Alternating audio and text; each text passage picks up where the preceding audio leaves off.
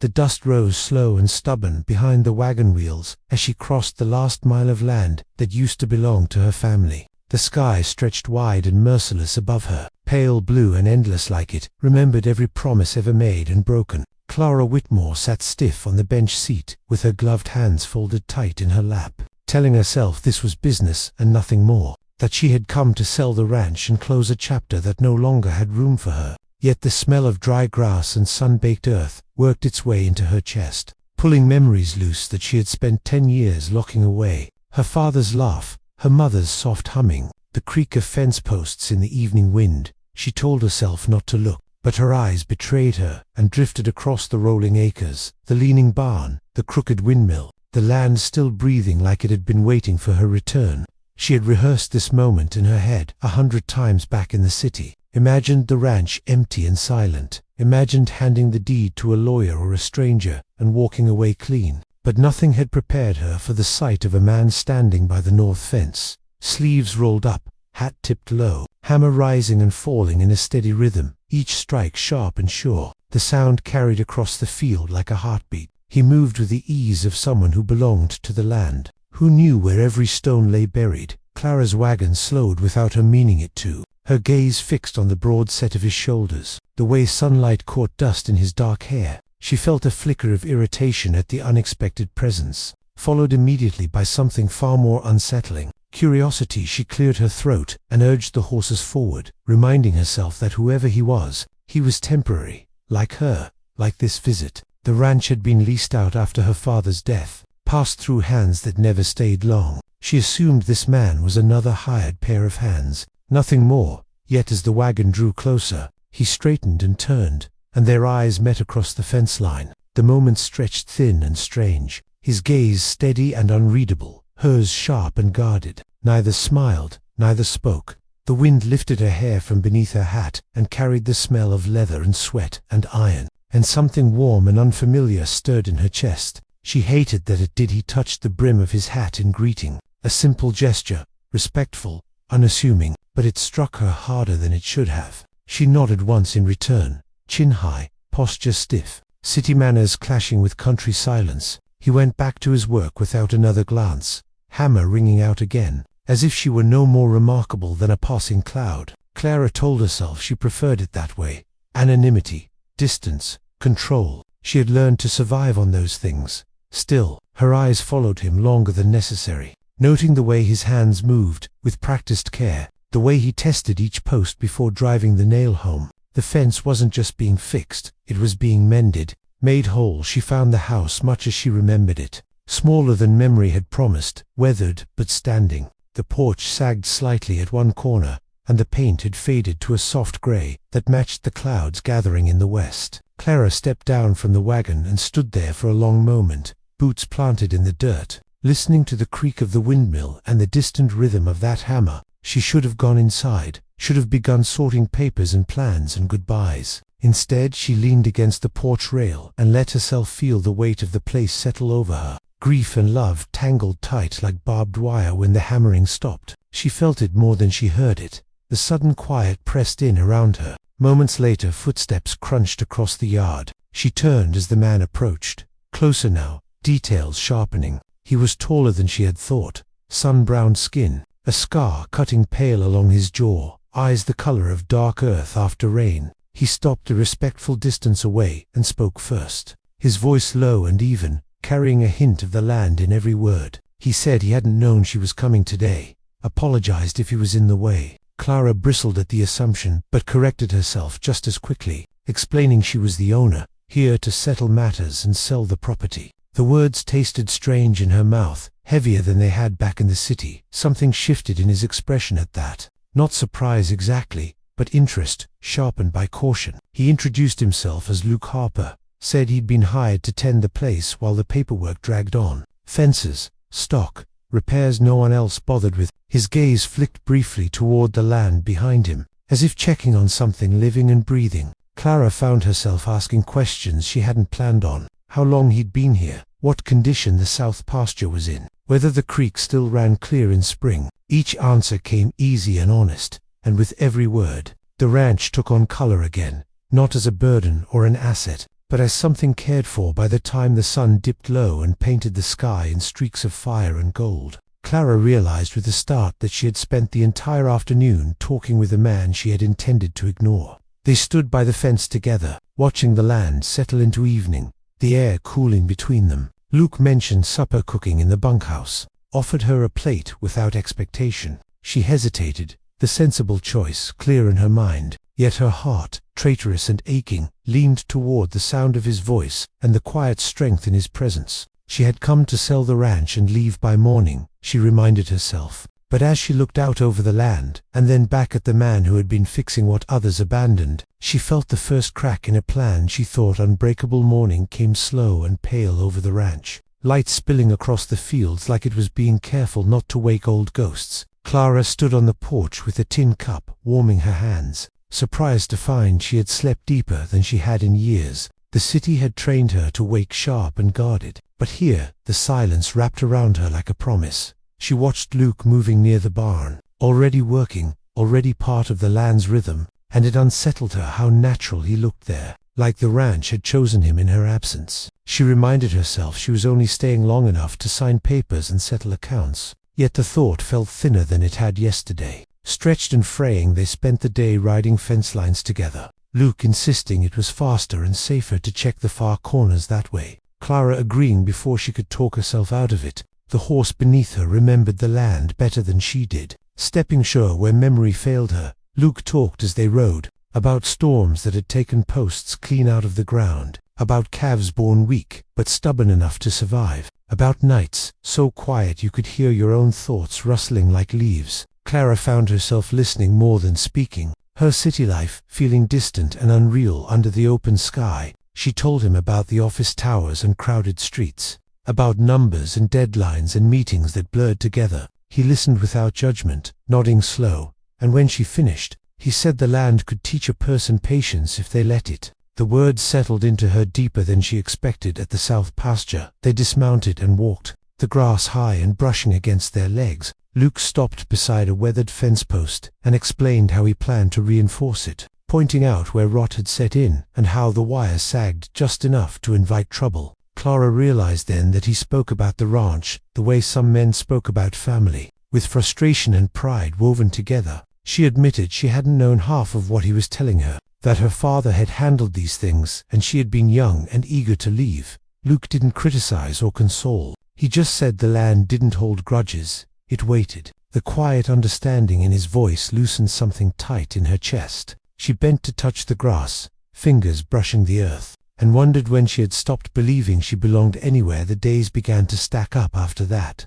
one bleeding into the next, without ceremony. Clara postponed her meetings with lawyers, told herself it was practical to understand the property before selling it, but she knew the truth lived closer to the surface. Each shared meal, each ride at dawn, each evening spent talking on the porch as the stars came out, made leaving feel heavier. Luke never pushed, never asked her to stay, but his presence was constant and steady, like a fence built right the first time. She noticed small things, how he fixed a loose step without being asked, how he spoke softly to the horses, how he gave her space when her mood turned quiet. Affection crept in sideways, unwelcome and undeniable. Trouble arrived on a hot afternoon in the form of dust and strangers, a black carriage rolling up the drive with purpose in its wheels. Clara recognized the men who stepped down, city suits stiff against the wind, carrying papers and expectations. The lead man spoke of offers and deadlines, of profit and progress, his words sharp and clean, slicing through the air. Luke stood back at first, jaw tight, hands still, but Clara felt his attention like a weight beside her. When she hesitated, the man reminded her the land was worth more broken into pieces than whole. That sentiment didn't pay dividends. Something flared in her then, anger mixed with shame. She asked for time, more than the man wanted to give. His smile thinned, warning delivered polite and cold. That night the air between her and Luke turned heavy, unsaid words crowding the space. She accused him of judging her, of wanting the ranch for himself, the words coming sharp and defensive. He took them without raising his voice, told her she was free to do as she chose, that the land wasn't his to claim, but he couldn't pretend it didn't matter. His honesty struck harder than any accusation. Clara realized she was afraid, not of losing money, but of choosing wrong and carrying that weight alone. She admitted she didn't know how to stay without losing herself. Luke told her staying didn't have to mean surrender. It could mean building something new, together or apart. The choice always hers. Sleep didn't come easy after that. Clara lay awake listening to the night, two coyotes calling and wind moving through grass. She thought about the girl she had been, eager to leave and never look back, and the woman she had become, successful but restless. She thought about Luke at the fence that first day, fixing what had been left to fail, and she wondered if some people were meant to mend and others to run, and whether she had the courage to learn a different way. The land waited, patient as ever, offering no answers, only space. By morning the decision pressed close, unavoidable. Clara rode out alone to the far ridge where the ranch spread wide beneath her. Every scar and strength laid bare. She saw it not as an asset but as a living thing, shaped by hands and time and care. When she returned, Luke was waiting by the barn, not asking, not expecting, just present. She told him she wasn't ready to sell, not yet. The relief that crossed his face was brief and guarded, respect winning out over hope. Clara understood then that love here wouldn't come easy or fast. It would be built like a fence, post by post, tested by storms. And for the first time in years, the work ahead didn't scare her. The storm came in hard and sudden, like the land itself rising up to test her resolve. Clouds piling thick and dark over the horizon, while Clara was still out riding the west boundary. The wind snapping at her coat and tugging loose strands of hair across her face. She urged the horse forward as thunder rolled low and warning through the hills. She thought of Luke and the unfinished stretch of fence near the creek, the place that always flooded first. Rain began to fall heavy and cold, turning dust to mud beneath her. Fear cut sharp through her chest,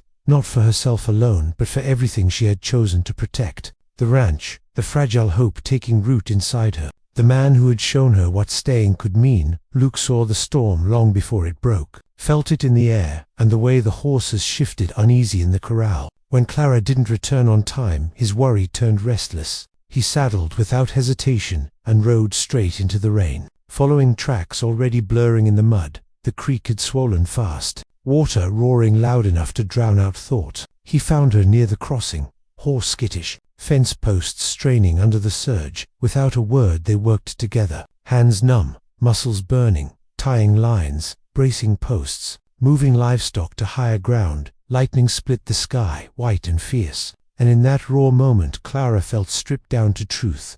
No city armor, no rehearsed distance, only trust and shared purpose holding fast against the storm. When it was done and the rain eased into a steady whisper, they stood soaked and shaking beneath the open sky, breath fogging the cooling air. Luke reached for her then, not in urgency but certainty, his hands warm and solid at her shoulders. Clara didn't pull away this time. She leaned into him, forehead resting against his chest, the strength there steady and real. Words rose up in her, tangled and desperate. She told him she was afraid of choosing wrong, afraid of losing herself again. Luke told her quietly that loving the land or loving a person didn't mean disappearing. It meant showing up honest and whole. The kiss that followed was slow and unguarded, tasting of rain and relief. The land bearing witness in silence. The days after the storm were filled with work and reckoning. Damage assessed, repairs planned, the ranch worn but standing. Clara felt something inside her settle into place, not certainty, but commitment. She called the city men and told them the sale was off, their protests sharp and hollow over the line. She ended the call with steady hands, feeling lighter than she had in years. Luke never claimed victory, never spoke of ownership or future plans without her prompting. His respect remained constant, and it mattered more to her than grand promises. They worked side by side, mending fences, clearing debris, restoring what the storm had tested, each task a quiet vow. One evening as the sun dipped low and painted the fields gold, Clara walked the land alone, touching the posts her father had set, listening to the wind move through grass like memory breathing. She realized she didn't need the ranch to be what it once was. It could become something new, shaped by care rather than obligation. She could stay without being trapped, love without vanishing. The understanding felt earned and fragile and true. When she returned to the house, Luke was waiting on the porch, hat in his hands, expression open and cautious. She told him she wanted to build a life here,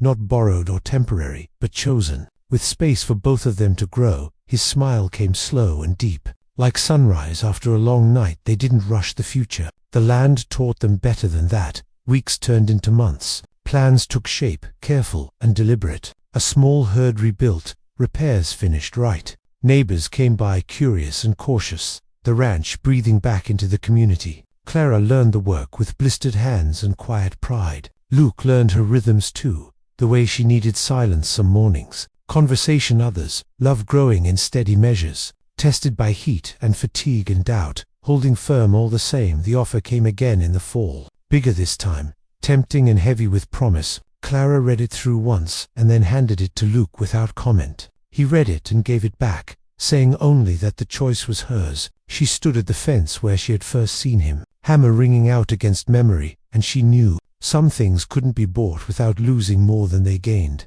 She declined the offer and felt no regret, only resolve. The ranch wasn't perfect, neither were they, but it was theirs to tend, together or not at all. On a quiet evening under a sky wide and forgiving, Luke fixed the last stretch of fence along the creek, Clara holding the wire steady beside him. When the final post was set, he leaned on the hammer and looked at her, asking softly if she was sure. She met his gaze without hesitation and said yes, not just to the land or the work or the love between them, but to herself, the woman she had become by choosing to stay. The ranch settled around them, whole and breathing, not because it had been saved, but because it had been chosen, and in that choice Clara found a home she hadn't known she was still searching for.